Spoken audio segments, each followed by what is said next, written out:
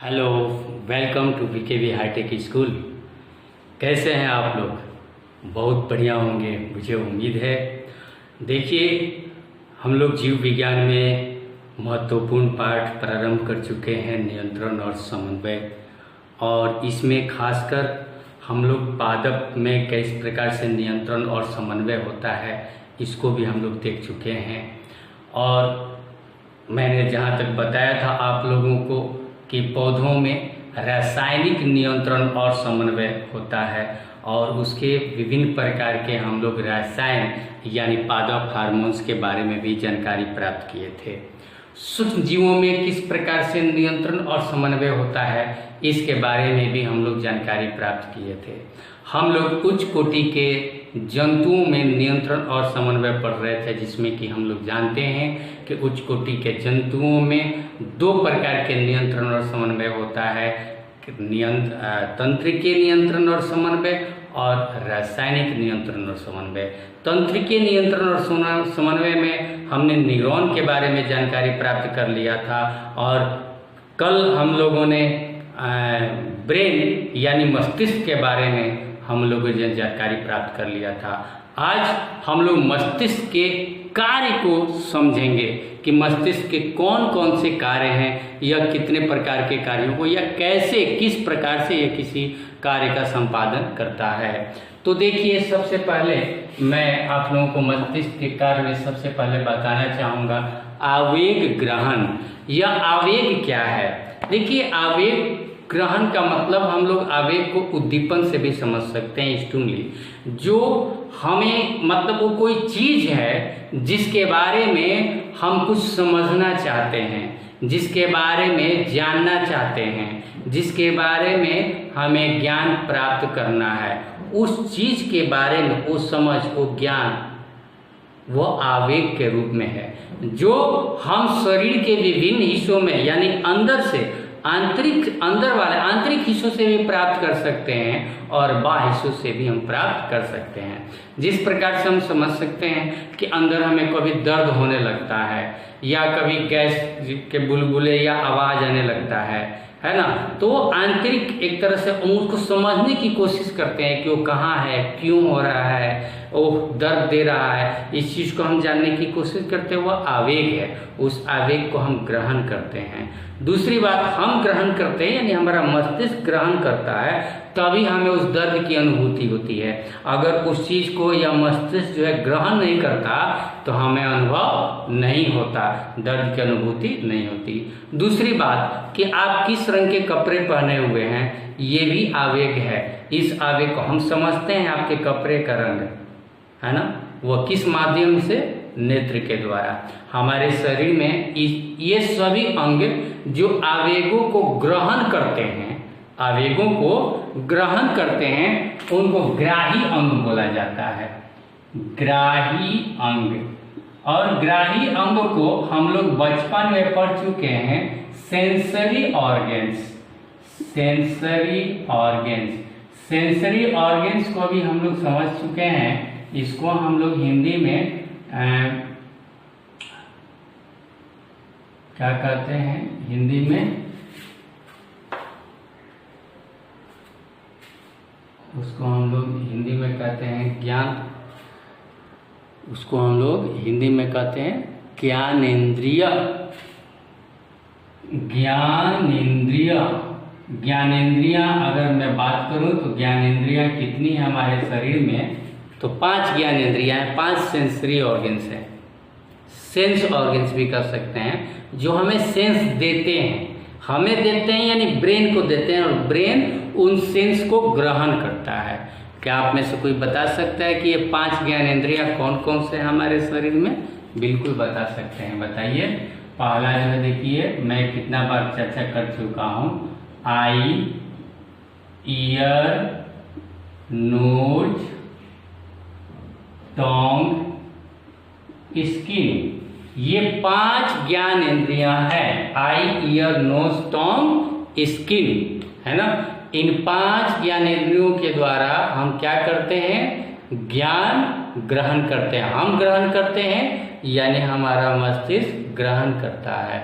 और मस्तिष्क का ही कार्य है कि यह बाहरी जो भी उद्दीपन होता है उसको आवेग के रूप में ग्रहण करना।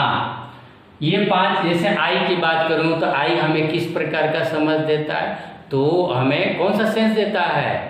आई दृष्टि, नजर, है ना। दृष्टि, किसी चीज को हम दृष्टि करते हैं, दृश्य को हम अनुभव करते हैं, तो आई जो है हमें दृष्टि देता है। ईयर क्या करता है? श्रवण, सुनने का कार्य करता है, किसी ध्वनि को पहचानने का काम करता है, ध्वनि के बारे में समझ को ग्रहण करता है हमारा मस्तिष्क ईयर के द्वारा। तो उसके बाद नोज, गंध, घ्राण शक्ति कहा जाता है। नोज के अंदर घ्राण शक्ति होता है जो महक, खुशबू को पहचानने की शक्ति रखता है। तो हम सुगंध को या गंध को समझने की कोशिश करते हैं नोज के द्वारा। टोंग, स्वाद को, जीभ, टोंग मतलब जीभ, जीभ से हम क्या करते हैं? किसी चीज़ का स्वाद लेते हैं। वो स्वाद जो है, स्वाद के बारे में हम जानकारी प्राप्त करना चाहते हैं, ज्ञान अर्जित करना चाहते हैं, तो टोंग होता है। और स्किन की अगर मैं बात करूं तो स्किन स्पर्श को हमें ज्ञान मतलब देता है, स्पर्श का ज्ञान कि कैसा है, कैसा नहीं है, मुलायम है, हार्ड है, सॉफ्ट है, स्मूथ है ना।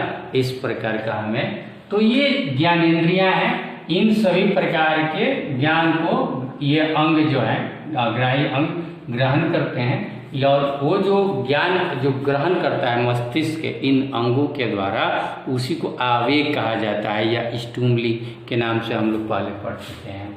अब देखिए आवेगों का विश्लेषण।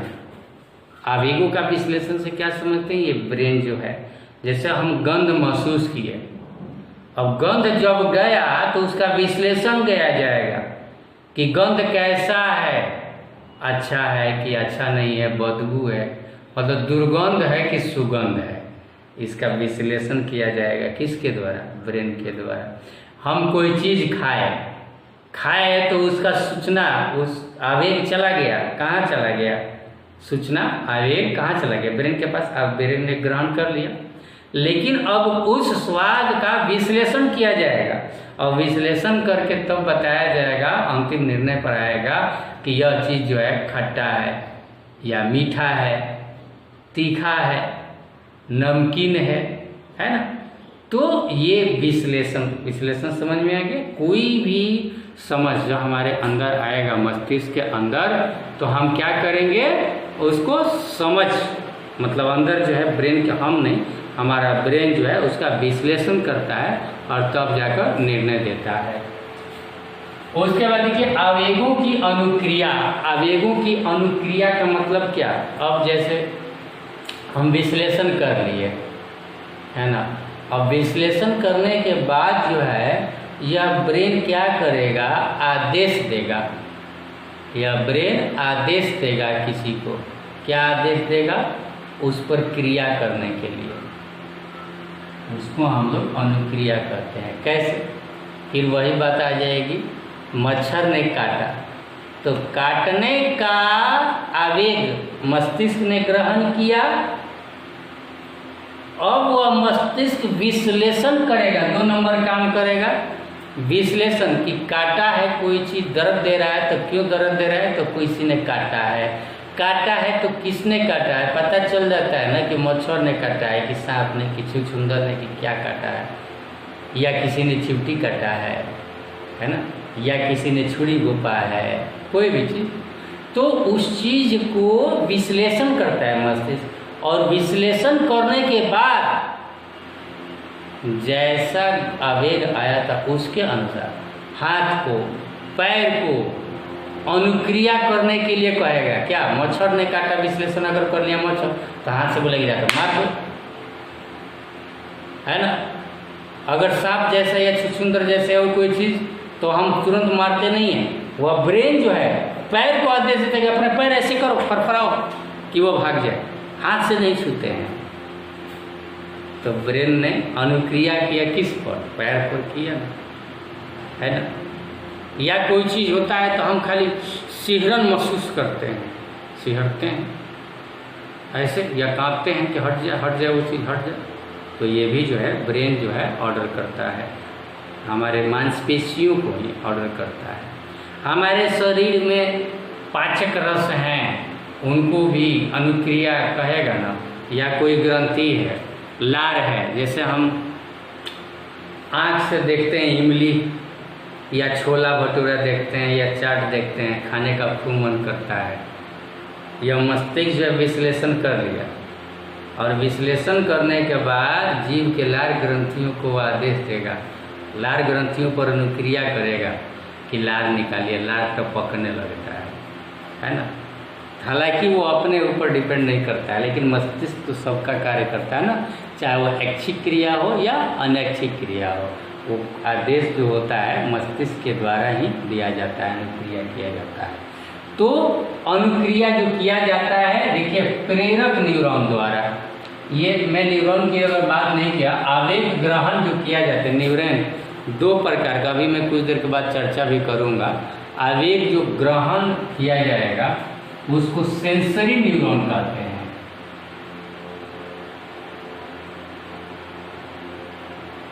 सेंसरी न्यूरॉन, जिस न्यूरॉन यानी जिस तंत्रिका के द्वारा आवेग को ग्रहण किया जाता है, और वैसे न्यूरॉन्स, वैसे तंत्रिका कोशिका जिसके द्वारा ब्रेन आदेश देने के पश्चात वह आवेग यानी अनुक्रिया को अभिवाही अंग जैसे हाथ पैर, जिससे कि हम रिस्पॉन्स देते हैं, स्टिमुलेटरी रिस्पॉन्स, हाथ पैर से मारते हैं या कोई भी काम करते हैं, ब्रेन का आदेश का पालन जिसके द्वारा होता है, जीभ, मुंह, हाथ पैर, है ना, आँख, इनके द्वारा, इनको अभिवाही अंग कहते हैं। तो इन अभिवाही अंगों में जो न्यूरॉन जाता है या जो न्यूरॉन आदेश प्राप्त करता है उसी को प्रेरक न्यूरॉन, या उसको इंग्लिश में हम लोग मोटर न्यूरॉन के नाम से जानते हैं, मोटर न्यूरॉन के नाम से जानते हैं। तो ये अनुक्रिया करता है अभिवाही अंगों में, मैं बताया प्रेरक न्यूरॉन के द्वारा, और यह जो जाएगा या तो हमारे हाथ के या पैर के मांसपेशियों में जाएगा, या जैसे लार ग्रंथि की बात किया मैं, ग्रंथियों में जाएगा, वैसे ऐसा आदेश जाएगा, है ना। तो पेशी या ग्रंथि के द्वारा। अब देखिए विभिन्न आवेगों का सहसंबंधन, ये वेरी इंपॉर्टेंट है, समझिएगा। सहसंबंधन का, संबंध का मतलब तो एक दूसरे से संबंध, सहसंबंधन, विभिन्न प्रकार के आवेग एक ही समय में, है ना, हम बहुत सारे रंगों को देखते हैं, एक दूसरे से सहसंबंधन। उसी समय हम सुन भी रहे हैं, फिल्म हम देखते हैं, तो क्या एक ही प्रकार का आवेग हम ग्रहण करते हैं? आँख से देखते भी हैं और कान से सुनते भी हैं, आँख से रंगों को भी महसूस करते हैं। आप फिल्म देखते देखते आप खुद सोचिएगा जरा, देख भी रहे हैं, कान से सुन भी रहे हैं और हाथ में प्लेट लेकर कुछ खा भी रहे हैं, है ना। ये सब आवेग जब एक ही साथ आता है तो इन सबके साथ यह ब्रेन इतना स्मार्ट है कि सब एक दूसरे के साथ सहसंबंध कर लेता है और बता देता है एक ही साथ। हम दृष्टि भी देखते भी हैं कि वह लाल पीला है, और ये भी हमारा जीभ का भी सहसंबंधन कर लेता है कि यह खट्टा है कि मीठा है, और ये हमारे कान के द्वारा जो आवेग जाएगा दिमाग में, यह भी समझ जाता है कि इस प्रकार का ध्वनि कौन बोला। बोलने वाले देखिए, भेड़िया भी बोल रहा है, सियार भी बोल रहा है, कुत्ता भी बोल रहा है, सब एक ही साथ बोल रहे हैं, लेकिन सब मैं बोल दी एक साथ सब समझ सकते हैं कि किसकी किसकी आवाज़ थी। या चार मित्र को ले लीजिए जिसे आप जानते हैं, चारों मित्र जो एक साथ बोलेंगे, उसमें से कौन बोला कौन नहीं बोला और कौन क्या बोला, ये सब एक दूसरे के साथ जो है हमारा ब्रेन जो है सहसंबंधन कर लेता है। तो ब्रेन का यही काम है कि विभिन्न आवेगों का सहसंबंधन करना, ठीक है, ये ब्रेन का कार्य था। एक हमारा चौथा कार्य भी है ब्रेन का, जो मैं यहाँ पर बताना चाहता हूँ, यह था चौथा काम मस्तिष्क का सूचनाओं का भंडारण।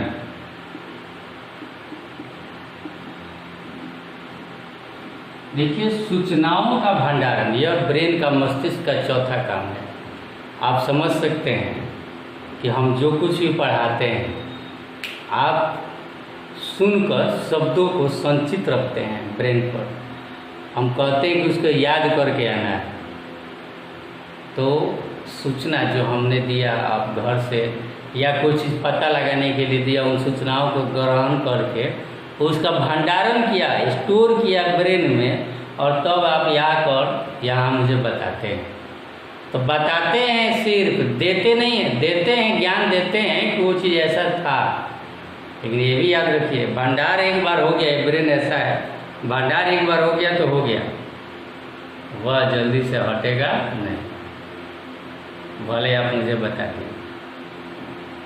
ज्ञान का भंडार कहा जाता है मस्तिष्क, क्योंकि सारा ज्ञान जो हम कहीं से प्राप्त करके आते हैं, कहीं से लेकर आते हैं, या जो कुछ भी हम पढ़ाई करते हैं, पढ़ाई का ज्ञान या पढ़ाई के शब्द या बांसुरी की ध्वनि हमने वहाँ सुना था, नदियों का छल छल, झरना का झरझर, चिड़ियों के चहचहाट, गाड़ियों के पीप्स, ये सब जो है सूचना के रूप में हमारे मस्तिष्क में भंडार है। तभी फिर दोबारा उस प्रकार का हम ध्वनि सुनते हैं तो हम अपने दिमाग से मिलाकर कहते हो ये तो वायलिन की ध्वनि है, ओ ये तो उसके फ्रेंड की आवाज़ है, ओ ये तो मेरे चाचा की आवाज़ है। ये सब सूचना जो है पहले जो एक बार हमने ग्रहण किया था उसका भंडार हम एक बार कर लिए हैं मस्तिष्क में, तब जाकर हम उसे मिलान करके टैली करके और तब हम बताते हैं, है ना। तो ये हो गया सूचना का भंडार। इसीलिए मस्तिष्क को ज्ञान का भंडार या सूचनाओं का भंडार कहा जाता है, या यूँ कहें कि चेतना का भंडार कौन है? मस्तिष्क, याद रखिएगा। चलिए इसके बाद हम लोग अब एक और चीज़ हम लोगों को पढ़ना है, मैं आपको बता दूं। देखिए आपकी पुस्तक में है प्रतिवर्ती चाप, ये वेरी इम्पोर्टेंट है, इसको इंग्लिश में हम लोग रिफ्लेक्स आर्क के नाम से जानते हैं। देखिए सबसे पहले तो आर्क का मतलब ये देखिए ऐसे जो गोल घुमावदार होता है जिसको हम लोग चाप कहते हैं, इसी को आर्क कहते हैं। इसीलिए यहाँ लिखा प्रतिवर्ती चाप, वृत्त का, है ना, चाप होता है ना, जब ये पूरा वृत्त है, वृत्त के परिधि को हम काट देते हैं तो ये क्या होता है? चाप होता है ना। तो चाप समझ में आ गया। लेकिन अब प्रतिवर्ती चाप क्या होता है इसके बारे में भी हम लोग जानकारी प्राप्त करें। तो देखिए कुछ नहीं है प्रतिवर्ती चाप, मैं एक बात बता रहा हूँ। यहाँ पर देखिए ये ब्रेन है ना, ब्रेन। मान लीजिए कि यहाँ पर आँख है या त्वचा है, आँख है, त्वचा है या जीभ है या नाक है, इससे ज्ञान जाएगा, कहाँ जाएगा? मस्तिष्क में जाएगा ना, और फिर यहाँ से प्रोसेस होगा। अभी मैंने बताया था मस्तिष्क का कार्य आवेगों को ग्रहण करना। आवेग कहाँ से ग्रहण करेगा? तो ग्राही अंग से। ग्राही अंग, आँख, नाक, कान, त्वचा, है ना, जीभ, ग्राही अंग, ग्राही अंग से आवेग को ग्रहण करके, और आवेग कहाँ जाएगा? मस्तिष्क में। वहाँ उसका विश्लेषण होगा, और विश्लेषण करने के बाद यह मांसपेशियों को, चाहे हमारा पैर का मांसपेशी हो, चाहे हाथ का मांसपेशी हो, या किसी का या मुंह का मांसपेशी हो, उसको आदेश देगा। स्टिमुली को ग्रहण करके प्रोसेस हुआ, प्रोसेस करने के बाद यह रिजल्ट जो दिया गया, यह क्या दिया गया? रिजल्ट दिया गया। तो रिजल्ट किसको दिया गया? इसको हम क्या कहेंगे? अभिवाही अंग। क्या कहेंगे इसको? अभिवाही अंग। हमने ऐसे तिरछा बना दिया, यह एक चाप कहलाया। इस चाप को हम लोग प्रतिवर्ती चाप कहते हैं। यह ब्रेन है, मान लीजिए कि ब्रेन, अब यहाँ जो ब्रेन है यह श्वेत भाग है, और ये भाग जहाँ से ये पाथ बनता है यह भूरा भाग, ग्रे मैटर इसको कहते हैं, ब्रेन का ही हिस्सा होता है। दूसरी बात मैं आपको बता दूं, ये ग्राही अंग हो गए जिसको हम लोग रिसेप्टर्स कहते हैं, आँख नाक कान त्वचा, ये ग्राही अंग है।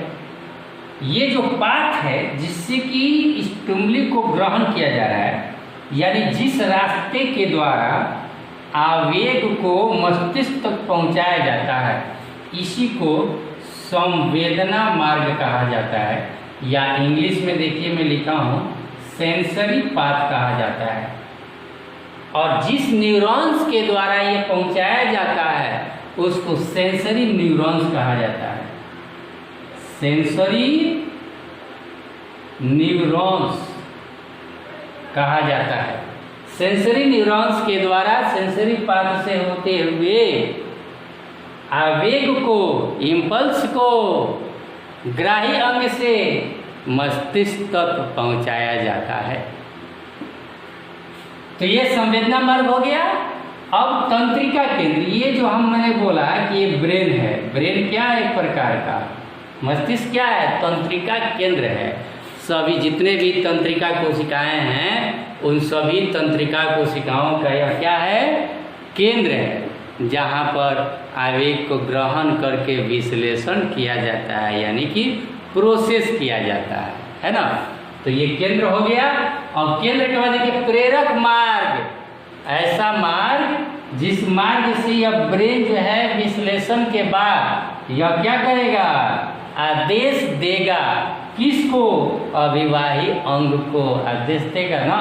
तो यहाँ भी एक मार्ग बना, यहाँ से ब्रेन से लेकर अभिवाही अंग तक। इस मार्ग को, इस रास्ते को ही मोटर पाथ कहा जाता है, या हिंदी में प्रेरक मार्ग कहा जाता है। और यह जिस नर्व या जिस न्यूरॉन के द्वारा यह आदेश जो है अभिवाही अंग तक आता है, उस न्यूरॉन को हम लोग जो है मोटर न्यूरॉन कहते हैं।